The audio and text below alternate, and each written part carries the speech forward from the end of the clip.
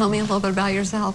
Well, I'm an elementary school teacher, and when I was thinking about taking this opportunity, it was really scary for me to put everything on hold back home. But what I knew about Matt and just kind of felt this pull, and I'm like, I have to figure out what this is. Like, he's a world changer, and that's exactly what I'm looking for. What qualities do you see in Matt that you could possibly see in a husband or a long-term partner? He makes me feel really safe. He makes me feel comfortable. He is so funny and goofy, but then at the other side of things, he's really understanding. He's a great listener. You know, every time I see him, I can't breathe and my heart's racing and I get butterflies, and I really do picture this future with him. That didn't happen. Welcome back. The final two women met Matt's family as they hope to secure their forever future and become Mrs. Matt James. That didn't happen. Things didn't go quite as planned, and the dramatic 3-hour finale had its fair share of heartbreak. And that means, once again, it's time for 72% of America Loves Ted. And joining us right now from Bachelor Nation headquarters is producer Ted Johnsen.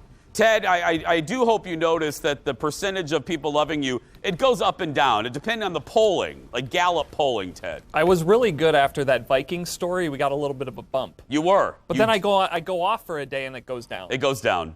Okay, so we just saw what happened there. What happened after that? So naturally, you know, after they meet the family, then the bachelor or the bachelorette is like, okay, family, what do you really think? What do you think? And mom and brother both liked both ladies, but mom didn't really set us up for success. Mom planted a little seed in Matt's head that he couldn't quite shake. Leo. You know, I know you don't take love lightly and saying things lightly, because what do you want? Good communication, trust. I mean, I know they both love you, but feelings come and go. And to tell somebody you love them is big, because that opens their hearts up. And just speaking from experience, there's nothing like being in love. It makes life wonderful. But, you know, people fall in and out of love, and love is not the end-all, be-all. Mom says love isn't real. Well, I mean, no, Ted, she didn't say that. That's what she said. Okay. Mom said that love is not real. You're going to just be alone forever. I can't. Which, when he's trying to pick his forever partner, that's not the, you know, the springboard you want. Yeah, no. That's not the way to start it off, but that's how they started off. So then, let's go to the Minnesota lady first, Michelle, right? What happened with her? We liked Michelle. She's you know, one of the top 10 that has ever been on The Bachelor before, and he just says, you know, I don't think it's going to work. And so he dumps her. She doesn't really understand why. The reasoning didn't really make a whole lot of sense, and then eventually they just get up and leave. What did he tell her, Ted? What was the reason? He just doesn't think he can't get there with her. And she was pretty gobsmacked? Oh, she was shocked. She says afterwards that she tried to get like a 2-minute convo with him to understand why he came to such a decision. He declined. Oh. I wonder now if he's regretting that. But anyway, we'll get to that, yeah. Okay, let's talk about the elephant in the room here. The situation with Rachel, what happened? So obviously he doesn't know the stuff that happens after the show. Yeah. But he's already coming into the final days with Rachel. So he got rid of Michelle early. So he's got final days with Rachel, and he actually goes to Neil Lane and he goes, Neil, he's the ring guy. And he goes, Neil, I don't know. Should I propose?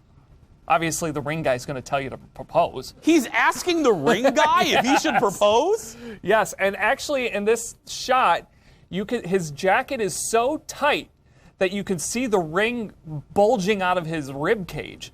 So if they ever pan out on this shot, you'll see the ring box right there, kind of on the upper left rib. Oh, yeah. So But he doesn't get down on his knee and propose. He basically tells her basically what his mom said, and like people fall out of love. So they're gonna date. So that's the finale. That moment right there is the end? Yeah, so oh my goodness. He gives her the final rose, so she wins, and then they do stuff. So there's no proposal? No proposal. Okay, now let's talk about after the final rose with new host Emmanuel Acho, even though Chris Harrison did voiceover work. But yeah, that was a little weird, too. That's a little weird. Weird choice by the production. But anyway, how did that go? I didn't know how he was going to do. I really liked, kind of his style. He was just dramatic enough that he got the occasion. He was, would say like, Michelle, this might be the last time you ever speak to Matt again. What do you want to say to him? Oh my! And goodness. I got a little emotional. Now, I heard Jimmy Kimmel put together all the awkward moments of the whole shebang. Yeah, so I can't quite capture how awkward this whole hour was because Matt just doesn't talk. Yeah. He doesn't talk. He's mad with Rachel. They broke up. And so Jimmy put it all together. And not even the pressure of televised discomfort could get them back together. Well, if you all want to share one final embrace.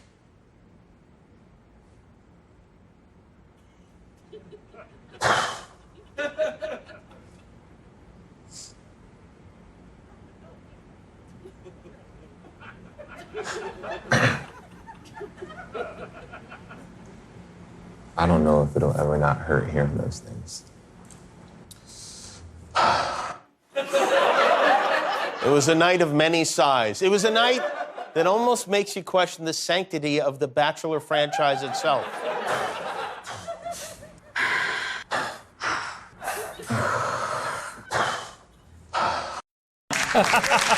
Wow. And Ted, we got to go, but we should tell the audience, we didn't manipulate that bit. That pause was as long live as we just rolled it. That was how awkward the whole thing was. And I don't know if Emmanuel Acho is going to come back after that night. He'd probably be like, hard pass. Hard pass. We'll never take a hard pass on you. It's producer Ted, everybody. Thank you, buddy. Thank you.